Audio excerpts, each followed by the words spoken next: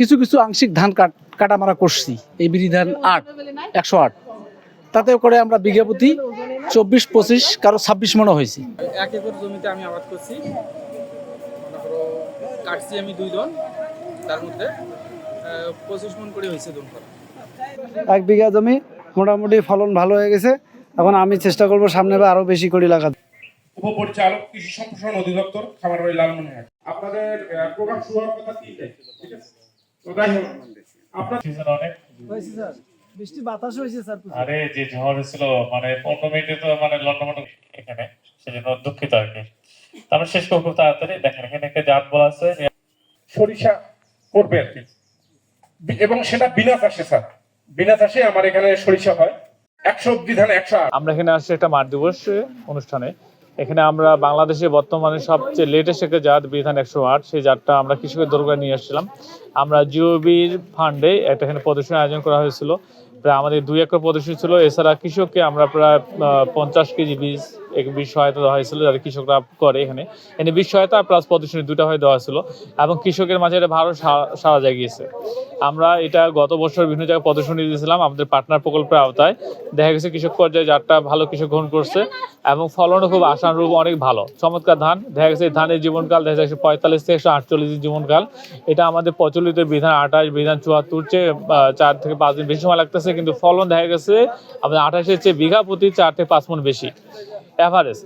তো gain quality খুব excellent. আমাদের এভারেজ আমাদের ফলন মাঠ পরে দেখা যায় 8 টন পার হেক্টর পাচ্ছি আমরা, এবং গেইন কোয়ালিটি খুব এক্সিলেন্ট। আমাদের রাজশাহী, চাপাই, নওগাঁ, নাটোর, তারপরে বগুড়াতে জিরা ধান করে, এই আমাদের জিরা টাইপের ধানের খাটো জিরা, এবং গাছের হাইট কম, মাত্র 105 থেকে 10 সেন্টিমিটার গাছের হাইট কম হওয়ার কারণে এই যে ঝড়ো বাতাস ধান কিন্তু পড়তেছে না।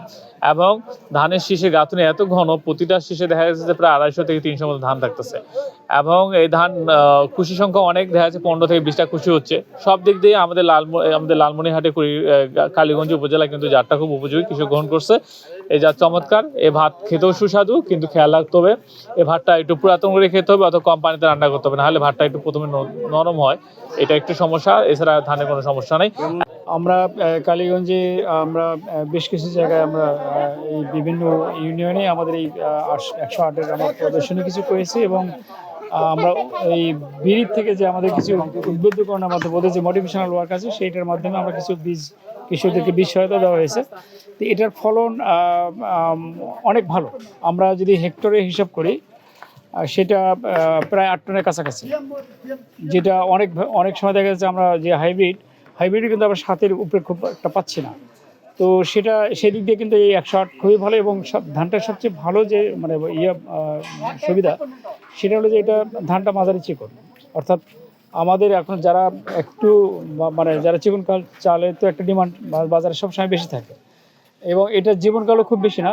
আমাদের যে আগে যে একটা মেগা ভ্যারাইটি, 2টা মেগা ভ্যারাইটি ছিল, একটা বিরিধান 28 এবং বিরিধান 29। 28-এর চেয়ে 5 থেকে 6 দিন বেশি, আর 29-এর চেয়ে আবার মানে 6 থেকে 7 দিন কম। তো সেই তুলনায় কিন্তু আমাদের বড় মৌসুমে খুবই একটা ভালো একটা জাত হলো 108। হলো কি, আমার যে নতুন উপসি জাত, এটা তো হাইব্রিড জাত না, এটা উপসি জাতের ফলন হাইব্রিডের চেয়ে তুলনামূলকভাবে অনেক বেশি হয়। এখানে আমার বেশ কিছু হাইব্রিড জাতের শস্য কর্তন করছি, এবং বিধান 102, বিধান 92 এবং বিধান 103, এই 3টে জাতের কোপ কাটিং করাতে দেখা যাচ্ছে যে 108-এর রেজাল্ট সবচেয়ে ভালো, এবং কৃষকরা খুব মানে এটাকে রিসিভ করবে, রেজাল্ট হিসেবে এটা রিসিভ করবে। তাতে সেক্ষেত্রে দেখা যাচ্ছে মানে হেক্টর প্রতি আসতেছে 8 টন প্লাস আসতেছে।